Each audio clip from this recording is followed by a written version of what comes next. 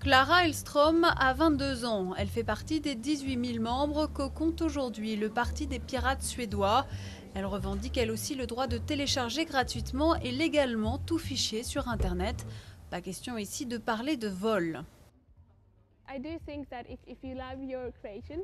Je pense que si vous aimez votre création, vous voulez que d'autres personnes en profitent, vous avez envie que d'autres personnes vous donnent leur avis, vous avez envie que votre création se développe pour qu'elle ne meure pas.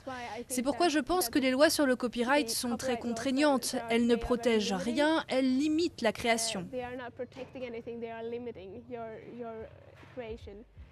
Le Parti des pirates a réussi à récolter près de 7% des voix l'an dernier aux élections européennes. Pourtant, il n'a pas de bureau et pratiquement pas de dirigeants. Les réunions de travail ont lieu dans des cafés ou en ligne. Quant à leurs revendications, elles vont au-delà du simple échange de fichiers sur Internet. À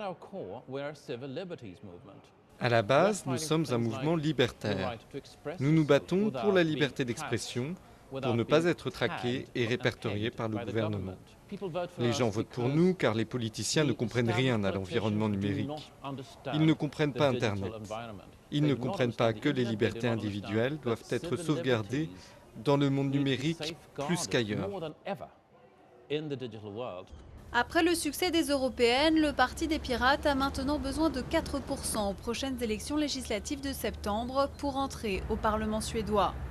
Mais la partie est loin d'être gagnée. Selon de nombreux observateurs, le parti aurait en effet bénéficié l'année dernière de la condamnation de 4 responsables du site d'échange de fichiers The Pirate Bay à 1 an de prison.